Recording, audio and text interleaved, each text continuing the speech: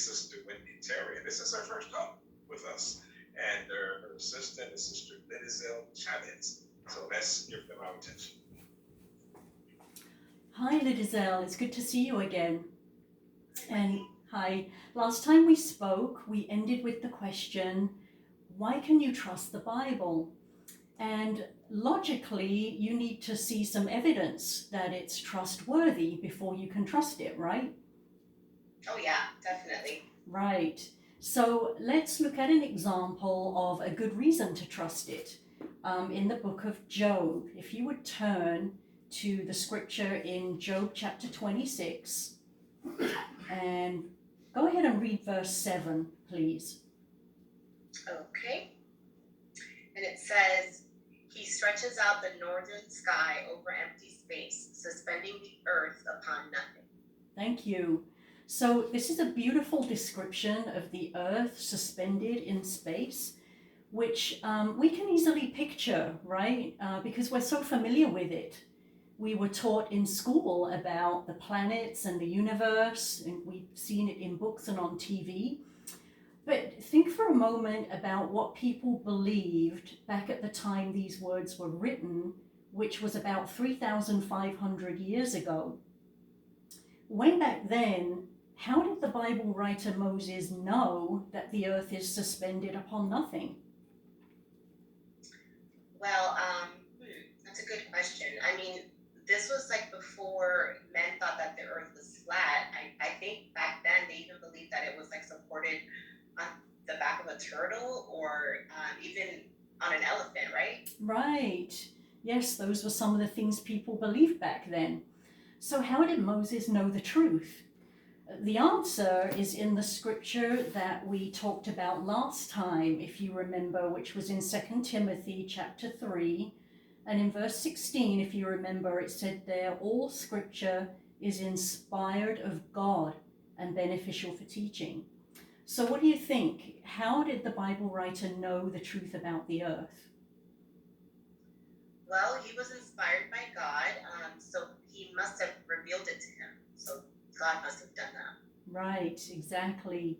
And how else could he possibly have known? When you think about it, it took man a long time to figure this out on his own. It wasn't until the 1600s that they began to understand about gravity and orbiting planets. So only the creator of the universe could have revealed this truth to him back then. Yeah, wow, that's pretty amazing. It is impressive, isn't it? And what a powerful reason to trust the Bible. And this is just one example, Lidizelle. The more you learn about the Bible, the more evidence you will see that it's always trustworthy. And you'll also see how you can benefit from the godly wisdom found in it. Well, that sounds really exciting. You know, I would love to learn more about the Bible. I'm so glad. And you know, a great way to learn more is by joining us at our weekly meetings, which are held every Saturday at 10 a.m. I'll text you a link to an invitation. And if you'd like to join us, we can talk about how you can connect on Zoom. And then before I go, I'd also like to share with you this 2.5-minute video to give you an idea of what to expect at the meetings. It's called What Happens at a Kingdom Hall. So here we go. Okay, well, thanks. That was a really nice video. Let me take a look at the invitation and then I'll get back to you. Sounds good.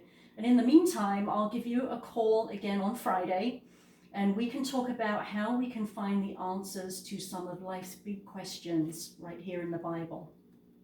Okay, sounds good. Thank you. We'll talk then. Bye-bye.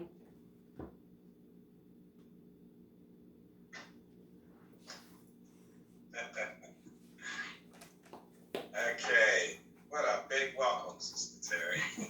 Excellent, and I'm sure all of us thoroughly enjoyed that. You were very natural, which, you know, that's just a part of who you are and we are. But you're working on study number 11, enthusiasm.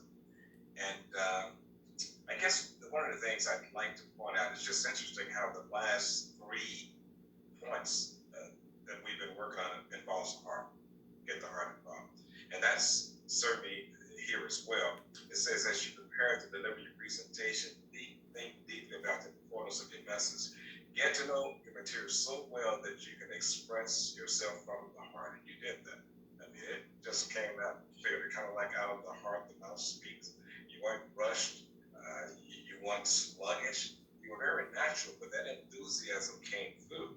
And the points that you really wanted her to get how valuable the Bible was.